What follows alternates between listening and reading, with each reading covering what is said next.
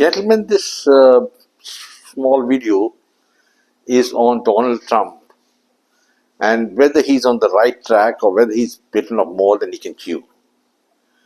See, Donald Trump came into power and from day one, he started signing a lot of presidential orders. He made weird announcements, but now that some time has elapsed, I think he came into power as a president on 20th of January, and now it is end of March. So 2 good months have elapsed. Let's examine if he achieved anything at all, or he's achieved nothing.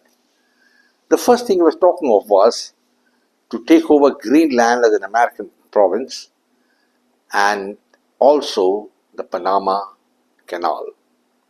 He repeatedly was saying that Panama Canal was given to Panama to run it and not to give it to the Chinese, and now we have decided to take it back.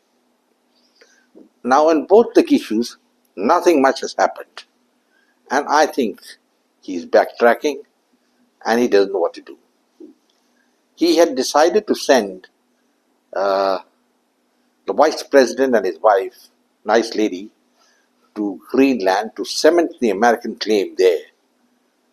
But both of them had to cancel the visit, cut it short, and the Americans have cut a sorry face. And the Danish Prime Minister is cock a hoop. He said the Americans did the right thing by cutting short their visit to Greenland, and Greenland would not be given to America.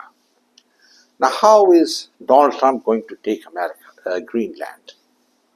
That's the first point. And the second point is, how is he going to get back the Panama Canal? Now, both the cases, you must remember there are no free lunches. And in case he has to take over the Panama Canal, he has to have a military operation. I don't think he's got the guts for that, because it means it'll antagonize the entire world, and that is going to be a big problem for him. But at the same time, he's still very keen to take over the Panama Canal. He's very keen to buy Greenland, but where is he going to go forward, I don't know.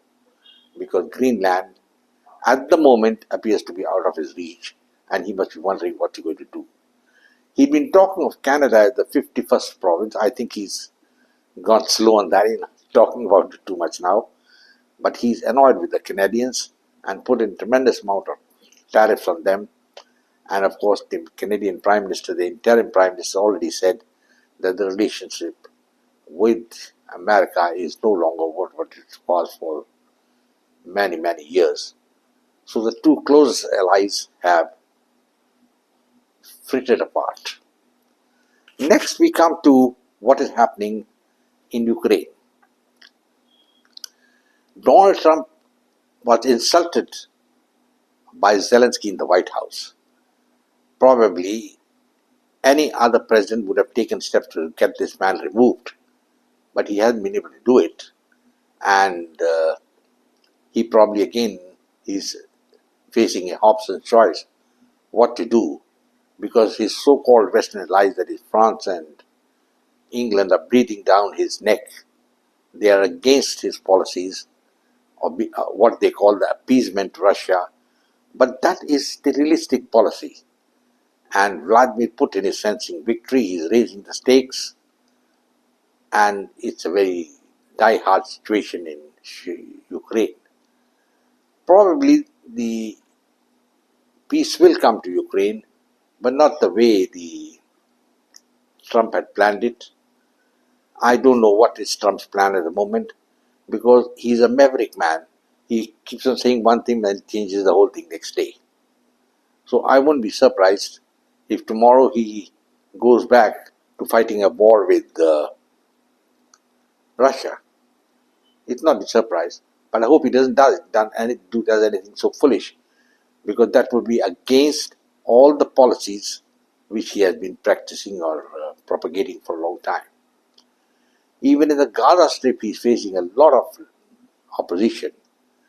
A few 100,000 Gazans have been moved out, and some have been sent to Europe, and Indonesia is expected to take a few of them because his plan is to depopulate the Gaza Strip.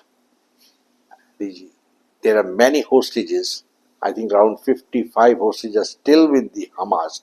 And I have not been able to understand when the entire Gaza Strip, which is a small area, which has been obliterated many times by the Israelis, and even now heavy bombardment is on, how the Israelis have not been able to locate those hostages in that small area.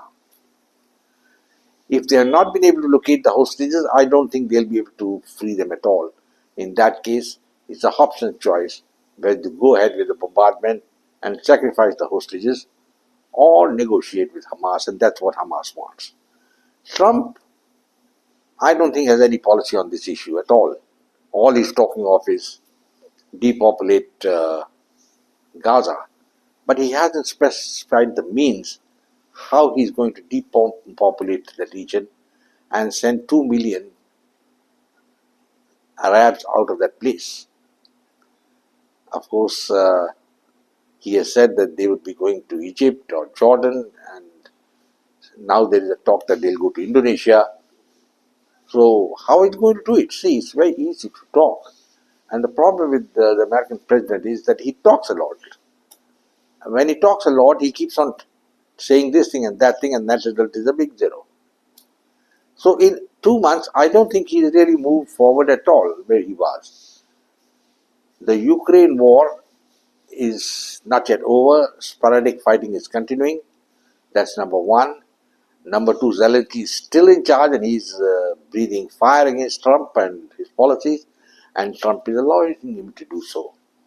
Secondly, Western Europe, Trump still can't do without them, and so it's a very peculiar situation. And worse, he has slapped some more sanctions on Russia.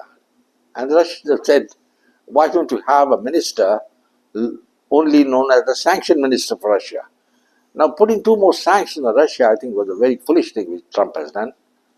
And his threat that I am going to intervene or something and it will be a terrible situation, a threat if Russia does anything or invades Europe.